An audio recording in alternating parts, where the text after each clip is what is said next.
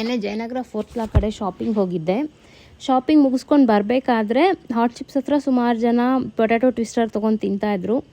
ನನಗೂ ತಿನ್ನಬೇಕು ಅಂತ ತುಂಬ ಆಸೆ ಆಯಿತು, ಯಾಕಂದರೆ ಅಷ್ಟು ಚೆನ್ನಾಗಿತ್ತು ನೋಡೋದಿಕ್ಕದು. ಸೊ ತೊಗೊಳ್ಳೋಣ ಅಂತ ಅಂದ್ಕೊಂಡು ಹೋದ್ವಿ. ಅಲ್ಲಿ ನೋಡಿದ್ರೆ ಆ ಎಣ್ಣೆ ನೋಡಿದ್ರೆ ಎಷ್ಟು ದಿನಕ್ಕೊಂದ್ಸತಿ ಚೇಂಜ್ ಮಾಡ್ತಾನೋ ಪುಣ್ಯಾತ್ಮ ಗೊತ್ತಿಲ್ಲ. ನನಗಂತೂ ತಿನ್ನಬೇಕು ಅಂತ ಅನಿಸಿಲ್ಲ. ಅರ್ಧಂಬರ್ಧ ತೊಳೆದಿರೋ ಪೊಟ್ಯಾಟೊ ನೋಡಿ ಅಂತೂ ಬೇಡವೇ ಬೇಡ ಅನ್ನಿಸ್ತು. ಸೊ ಮನೆಯಲ್ಲೇ ನಾವೇ ಬಂದು ಮಾಡ್ಕೊಳ್ಳೋಣ, ಹೆಲ್ತಿಯಾಗಿ ಮಾಡ್ಕೋಬೋದು, ಇದು ಬೇಡವೇ ಬೇಡ ಹೊರಗಡೆ ಫುಡ್ ಅಂತ ಮನೆಗೆ ಬಂದು ನಾನೇ ಮಾಡ್ತಾಯಿದ್ದೀನಿ. ಆ್ಯಕ್ಚುಲಿ ತುಂಬ ಈಸಿ ಇದೆ ಮಾಡ್ಕೊಳ್ಳೋದು. ಫಸ್ಟಿಗೆ ಕಟ್ ಮಾಡೋದ್ರಲ್ಲಿ 1-2 ಪೊಟ್ಯಾಟೊ ವೇಸ್ಟ್ ಆಗುತ್ತೆ. ಆ ಪೊಟ್ಯಾಟೊ ಕೂಡ ಪಲ್ಯಕ್ಕೆ ಹಾಕ್ಕೊಂಡು ಯೂಸ್ ಮಾಡ್ಕೊತೀನಿ. ಅದಾದಮೇಲೆ 3ನೇ ಪೊಟ್ಯಾಟೊ ಚೆನ್ನಾಗಿ ಬಂತು. ಇಂಗ್ರೀಡಿಯೆಂಟ್ಸ್ ಎಲ್ಲ ಮನೆಯಲ್ಲಿ ಇರೋವಂಥವೇ. ಸೊ ಅದನ್ನೇ ಹಾಕಿ ನಾನೇ ಮಿಕ್ಸ್ ಮಾಡಿ ಎಣ್ಣೆನಲ್ಲಿಟ್ಟು ಫ್ರೈ ಮಾಡ್ತಾ ಇದ್ದೀನಿ. ತುಂಬ ಚೆನ್ನಾಗಿ ಆಗ್ತಾಯಿದೆ. ಕಲರ್ ಏನಕ್ಕೆ ಸ್ವಲ್ಪ ಲೈಟ್ ಆಗಿದೆ ಅಂದರೆ ಅವ್ರು ಅದಕ್ಕೆ ಫುಡ್ ಕಲರ್ ಆ್ಯಡ್ ಮಾಡ್ತಾರೆ ಅನಿಸುತ್ತೆ. ಅದರಿಂದ ನಿಮ್ಗೆ ಅಷ್ಟು ರೆಡ್ಡಿಶಾಗಿ ಕಾಣುತ್ತೆ ಅದು.